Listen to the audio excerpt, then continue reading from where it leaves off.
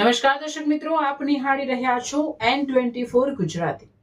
તો નજર કરીશું આજના મહત્વના સમાચાર પર। નગરપાલિકાના શાસકો જાહેર પ્રમુખ પદે દેવેન્દ્રસિંહ વસાવા અને ઉપપ્રમુખ પદે રચિત મોદીની વરણી।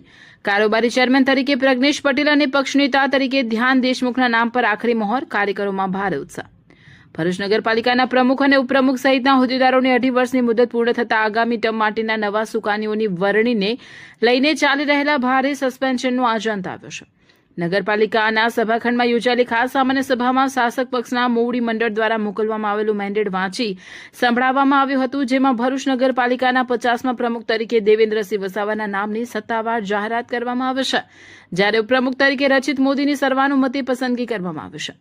નગરપાલિકાના વહીવટમાં સૌથી મહત્વની ગણાતી સમિતિના સર્વે સર્વા એટલે કે કારોબારી ચેરમેન તરીકે પક્ષ દ્વારા પ્રજ્ઞેશ પટેલની નિમણૂક કરવામાં આવી છે। આ ઉપરાંત નગરપાલિકાના સદનમાં શાસક પક્ષ વતી મોરચો સંભાળવા અને શિસ્ત જાળવવા માટે પક્ષના નેતા તરીકે ધ્યાન દેશમુખની વરણી કરવામાં આવી છે।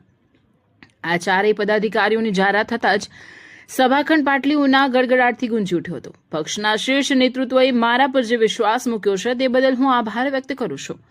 ભરૂચ શહેરના રોડ, રસ્તા, પાણી, સ્ટ્રીટ લાઇટ અને સફાઈ જેવા લોકાભિમુખ કાર્યોને વેગ આપવો એ જ અમારી નવી ટીમની મુખ્ય પ્રાથમિકતા રહેશે।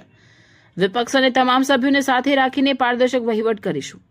નવા હોદ્દેદારોના નામો જાહેર થતાં જ નગરપાલિકા પરિસરમાં મોટી સંખ્યામાં ઉમટી પડેલા સમર્થકો, ચૂંટાયેલા સભ્યો અને પક્ષના કાર્યકરોમાં ભારે ઉત્સાહ જોવા મળ્યો હતો।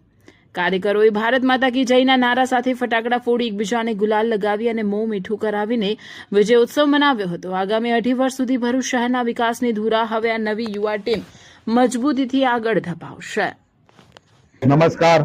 આજરોજ ભરૂચ નગરપાલિકામાં જે બોર્ડની મીટિંગ હતી એમાં મને ભરૂચ નગરપાલિકાના પ્રમુખ તરીકે જે વરણી કરવામાં આવી છે એમાં મોવડી મંડળ અને ભરૂચ જિલ્લાના પ્રમુખ શ્રી પ્રકાશભાઈ મોદી સાહેબ, લોકલાડીલા માનવંતા ધારાસભ્ય રમેશભાઈ મિસ્ત્રી સાહેબ, સાંસદ શ્રી મનસુખ વસાવા સાહેબ, સંગઠનના મહાસચિવો, સંગઠનના કાર્યકર્તાઓ અને ભરૂચની તમામ જનતાનો ખૂબ ખૂબ આભાર માનું છું।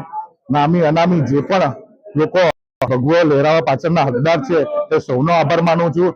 ભરૂચની જે પણ કુદરતી આપદા હશે કે કોઈ પણ પરિસ્થિતિમાં અમે દરેક સભ્ય સંકલન કરી અને અમે ભરૂચના પ્રશ્નોનું નિવારણ કરીશું। એ જ અભ્યર્થના। ભારત માતા કી જય, જય જય ગરવી ગુજરાત।